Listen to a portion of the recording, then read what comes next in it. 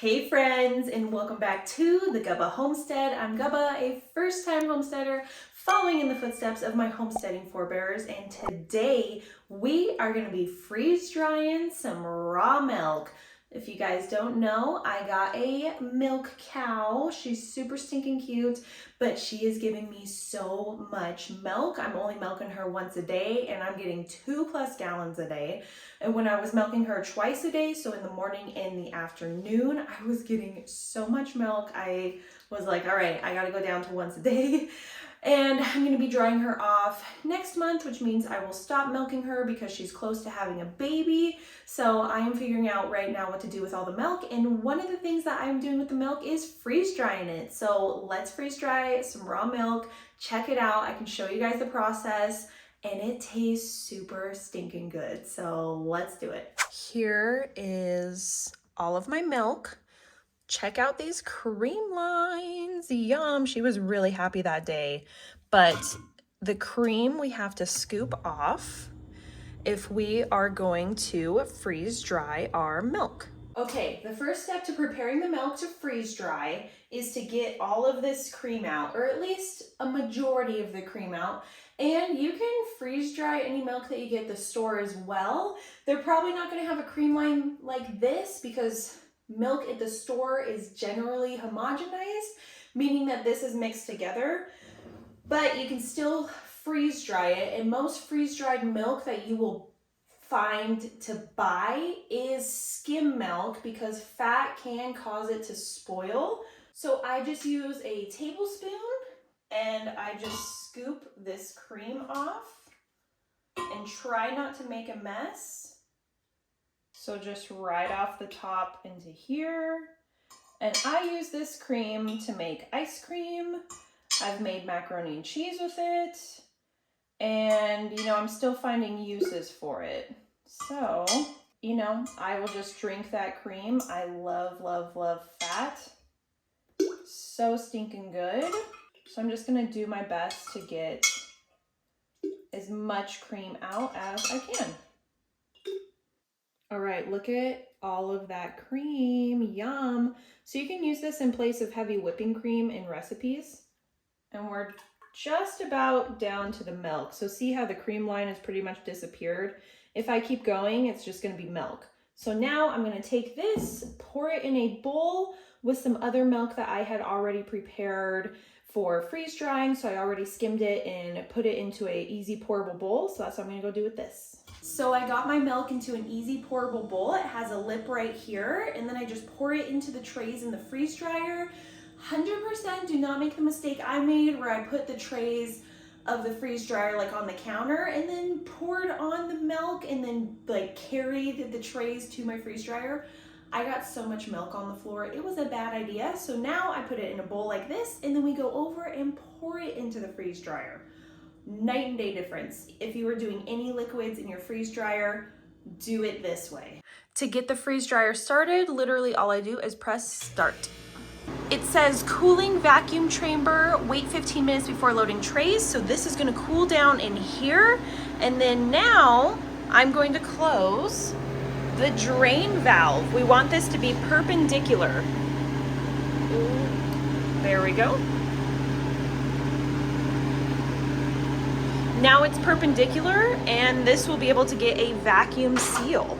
Usually while the freeze dryer is cooling down for 15 minutes, that's when I get everything ready and the milk separated. So then when it's all separated and ready to go, I'm able to put it in. But today I didn't do it like that, so that's okay. I'm just gonna put the milk in the fridge. Doesn't really make that big of a difference. And then we're gonna load in the milk. We're gonna pour it in, not carry it over in the trays like I did that one time. Oh, it was so bad. Okay, I'll see you guys in 15 minutes. All right, it's been 15 minutes. It says load food in a freeze dryer, close drain valve, which we already did, and do not mix frozen with non-frozen food, which we will not be doing. Okay, so I'm just gonna open this up and we're gonna pour in the milk. I'm gonna start at the top. I'm just gonna pull it out a little bit and then I'm gonna pour really slow.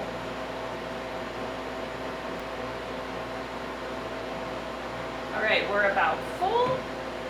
So I fill it up almost to the top. I definitely don't want to overflow it, but you can kind of see back there where the liquid line is, and I just do not want to overflow, so I'll take it slow.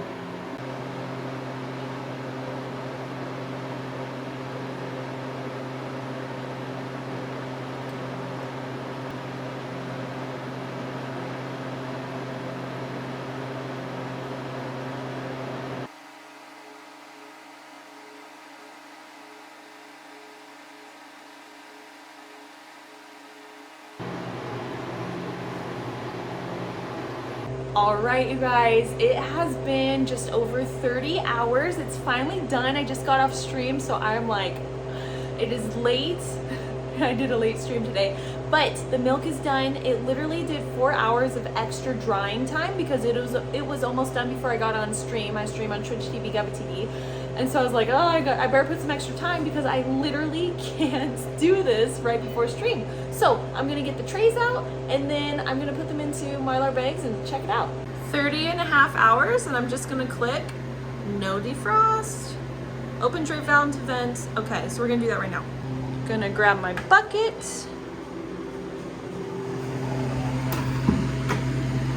Put the drain valve into the bucket so all the moisture goes into there.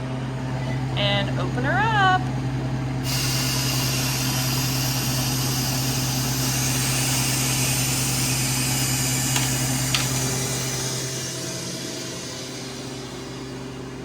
Okay, and now no defrost. We're done. Let's open up and look at the milk. Oh yeah, completely dry. Look at that. There's no moisture in here.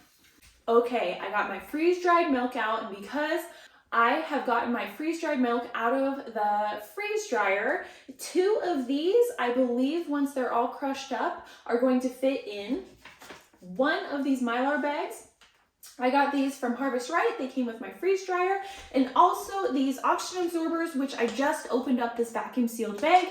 When you are done using oxygen absorbers, you want to put them into a vacuum sealed bag. So like when you open up the package from Harvest Right, you don't use all of them, put them into a vacuum sealed bag so then you can reuse them. If you don't put them into a bag and you just put them on the shelf, they're gonna absorb all the oxygen, you won't be able to use them. So I'm gonna quickly get this into here and then heat press it back there, and then we are going to have raw milk. And then let's try a glass, let's reconstitute it and see how it tastes. So I'm just gonna use a spatula. This part is always kind of messy. I don't know if anybody has a better method of putting freeze-dried goods in here. I just put it in and kind of stamp it down. Also, when something is done freeze drying, you want to get it into a Mylar bag as fast as possible because you don't want any moisture to go back into the food that you just spent. Well, we spent 30 hours getting moisture out of this. You know, there's moisture in the air. I want food that's going to last me a long time. I don't want to have to refreeze dry it. I have one tray in here, and I think one more tray will fit in here. I'm just squishing as I go, and it would be nice to fit 2 trays because 2 trays equals half a gallon, and that will be easy for me to reconstitute. Okay, I have both of the trays loaded into here. Just gonna squish it down a bit. We're gonna put a oxygen absorber into here. Press it like that. Put it into our heat clamp. You can also use a straightener for this. I used a straightener for I think my bulk storage of wheat berries to do the Mylar bags. And I just press it down 2 times. Looks like it missed a little section right here. Want to make sure it gets the whole thing. Okay, we have raw milk in here, half a gallon. So nice that 2 trays fit in there. Like I said, it'll be easy to reconstitute then. I'm gonna label it and date it. Whenever you think that, oh, I don't have to label it or date it, I'll remember. You won't. Been there, done that. You don't remember, and then it's kind of a guessing game. So always label and date. Now let's reconstitute some and try out some freeze-dried raw milk. I took this much from the freeze-dried raw milk and I'm just gonna reconstitute it with water and see until it gets its texture and consistency back. Mix it up, you know, I don't know, but I know this is like powdered milk. You could use it in recipes, so I only put in a little. I'm just like mixing it up. So I guess one con about this milk is gonna be warm or like room temperature. I don't know about you guys, but I like my milk cold. I mean, it's starting to look like milk. Like it literally looks exactly like milk. So you don't want to oversaturate it and pour in tons of water. So just do this little by little. Oh no. Yeah, I don't know. It's still hydrating. It seems pretty hydrated. I don't know if you guys can really see, but like it looks like milky texture, milky consistency. So all right, let's try this. It literally tastes the exact same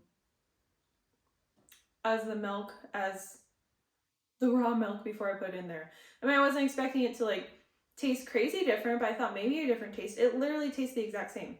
I don't know why, but that just blows my mind. This is so cool.